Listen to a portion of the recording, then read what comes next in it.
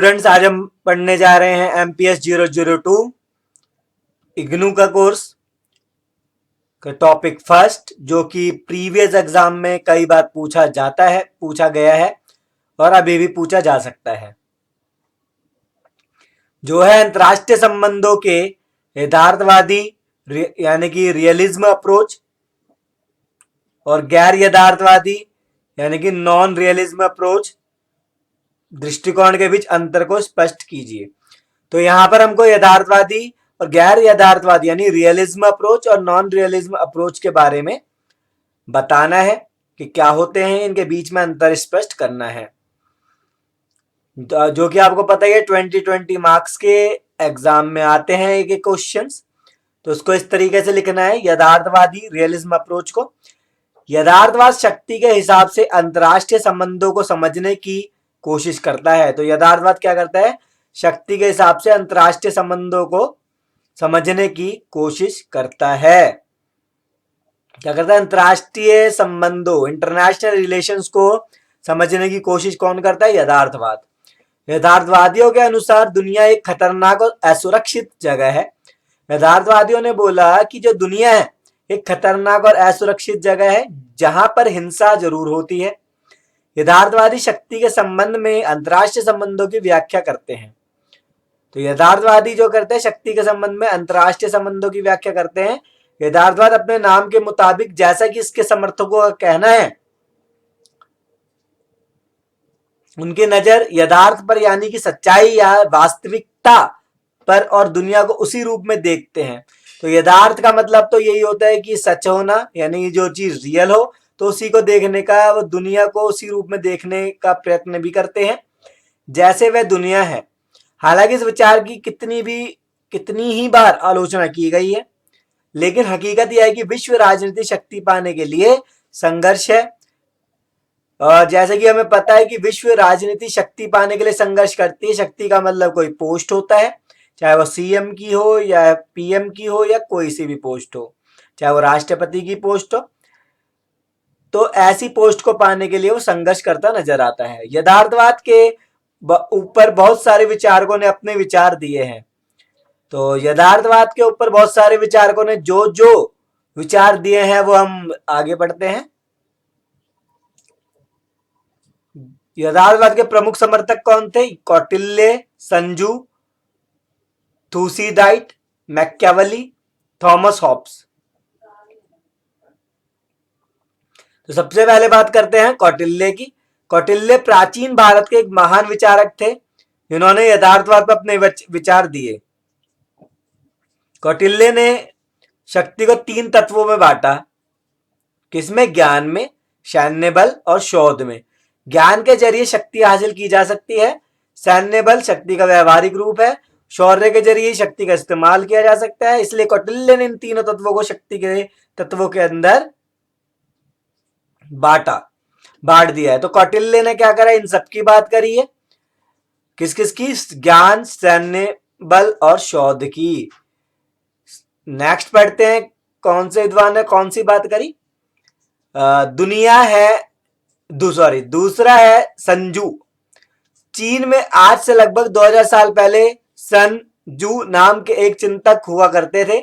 उनका यह कहना था कि ऐसे शासक जिन्हें अपने आसपास हथियारों और हिंसक पड़ोसियों का सामना करना पड़ता है, उनके लिए नैतिक मूल्य का कोई महत्व नहीं है।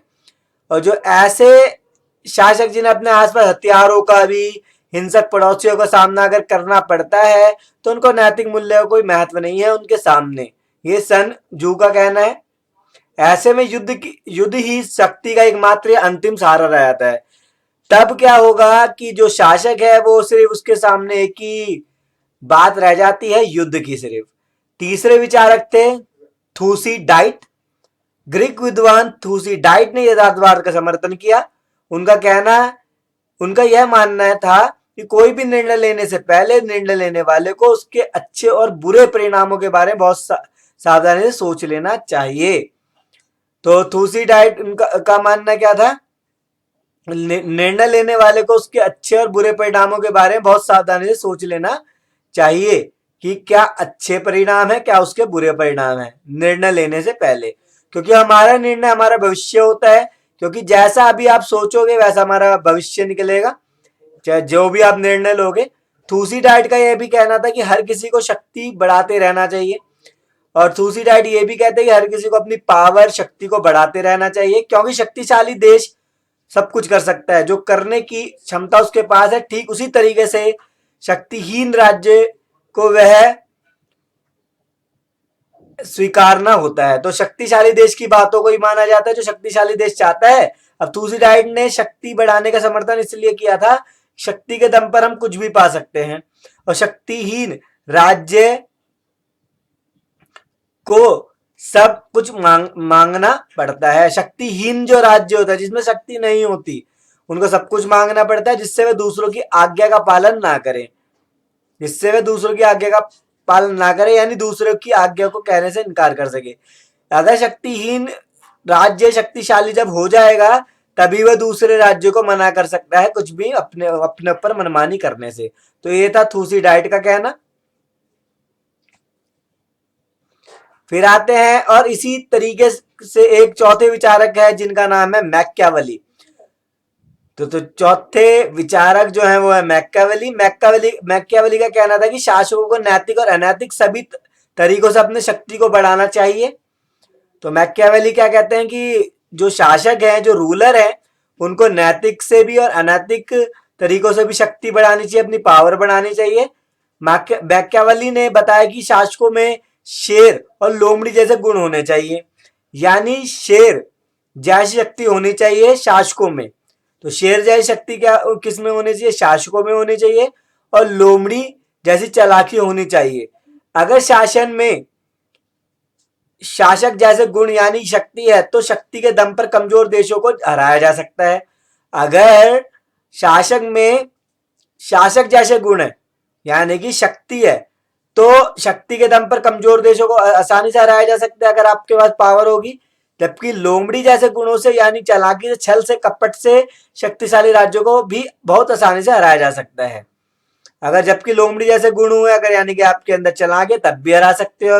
अब मैकियावेली का यह भी कहना था कि शासक का जो सबसे पहला कर्तव्य होता है वह होता है राष्ट्रहित। राष्ट्रहित तभी होता है जब शासकों के अंदर शेर और लोमड़ी दोनों के गुण यानी कि पावर भी हो और चालाकी भी हो। फिर आती है बारी थॉमस हॉब्स। इसी तरीके से यथार्थवाद के ऊपर थॉमस हॉब्स ने क्या कहा, इसके बारे में हम पढ़ रहे हैं। थॉमस हॉब्स ने भी अपने विचार दिए थे 17वीं शताब्दी में। इंग्लैंड के महान लेखक थॉमस हॉब्स ने यथार्थवाद पर अपने विचार दिए थे। हॉब्स का यह कहना था कि राज्य पहले रोज कंदमूल खाकर अपना गुजारा किया करते थे, जो सब्जियां खाकर जैसे तैसे गुजारा करते थे। उस वक्त समाज अव्यवस्थित और असभ्य था। उस समय समाज कैसा था? अव्यवस्थित था और असभ्य भी था। उस वक्त तो लोगों ने निरंकुश राजतंत्र का समर्थन किया और हर व्यक्ति इस बात के लिए तैयार हुआ कि वह बिना किसी सवाल के, बिना किसी प्रश्न के राजा के सभी आदेशों का पालन करेगा। उस समय क्या हो, निरंकुश राजतंत्र यानी कि ऐसा राजतंत्र जहां पर आप राजा के सामने कुछ नहीं बोल सकते थे। तो जो वो बताएगा या जो वो करना चाहता वही करेगा, आप कुछ नहीं कर सकते उसमें, ताकि एक सभ्य समाज की स्थापना की जा सके। इसी तरीके से हॉब्स ने राज्य को असीमित शक्ति देने का समर्थन किया।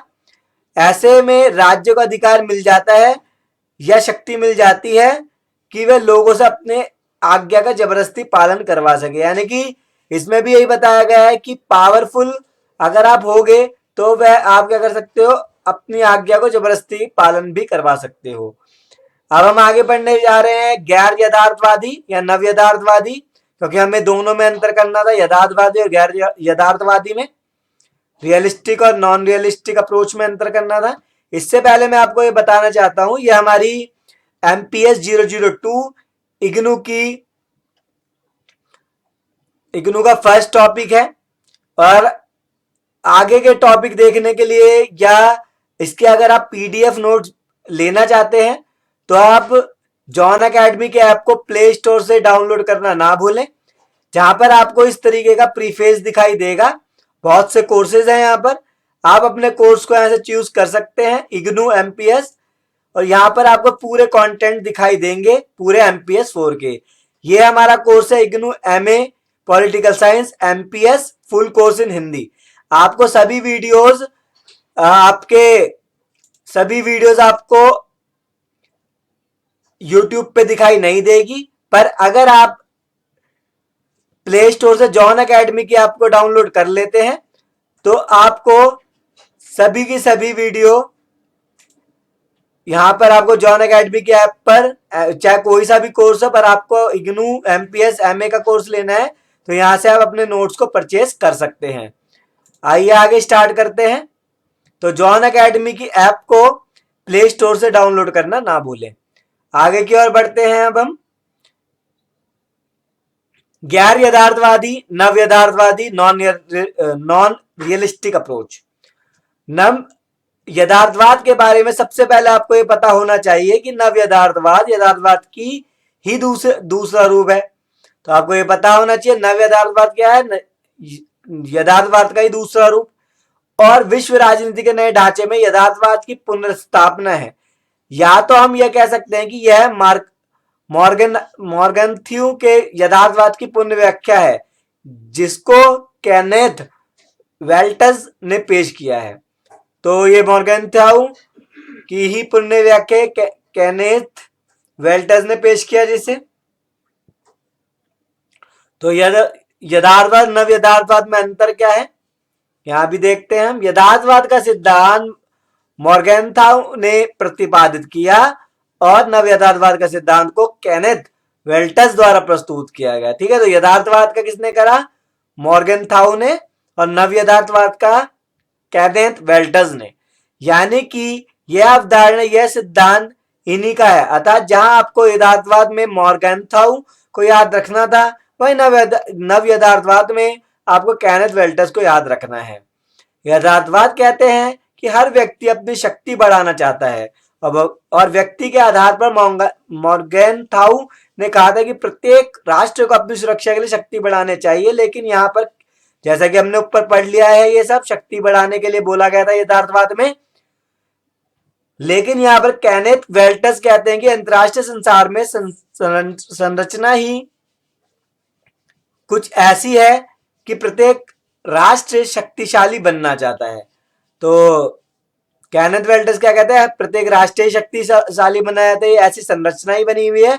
उदाहरण के लिए आप आज के इस दौर में देखते हो कि अधिकतर देश परमाणु परीक्षण कर रहे हैं, नए नए राष्ट्र हथियार खरीद रहे हैं और अपना रक्षा बजट भी बढ़ा रहे हैं।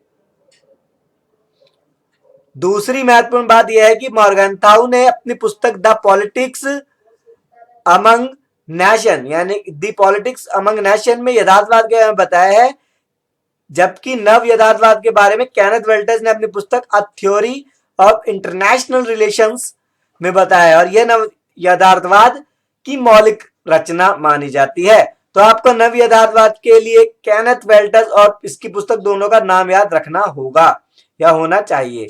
इसके अलावा परंपरागत यथार्थवाद में जहां मानव स्वभाव को स्वार्थी और लोभी माना जाता है, वही नव यथार्थवाद में व्यक्ति को इतना स्वार्थी और लोभी नहीं माना जाता, बल्कि अंतरराष्ट्रीय व्यवस्था में मौजूद हिंसा व असंतुलन के लिए अंतरराष्ट्रीय संरचना को जिम्मेदार मानता है।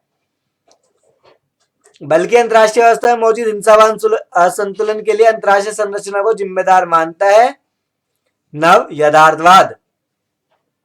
यानी कि मॉर्गनथ्यू मानव के स्वभाव को स्वार्थी माना था।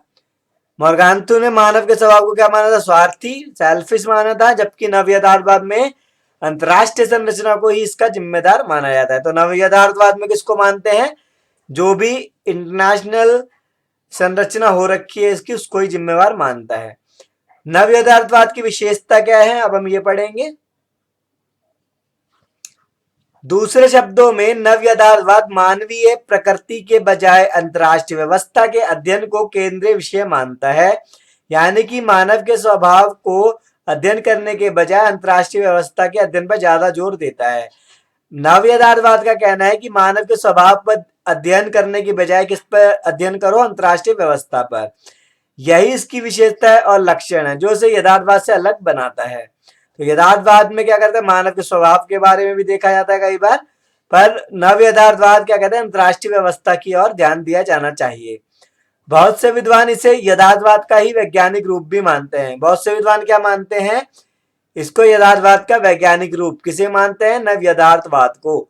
तो वही यही इसका मुख्य अंतर है। मॉर्गनथाउ मानव के स्वभाव को यह दोषी मानता है, जबकि नव यथार्थवाद अंतरराष्ट्रीय व्यवस्था को ही दोषपूर्ण माना जाता है। और मॉर्गनथाउ तो मानव के स्वभाव को दोषी मानता है, जबकि नव यथार्थवाद अंतरराष्ट्रीय व्यवस्था को ही दोषपूर्ण मानता है।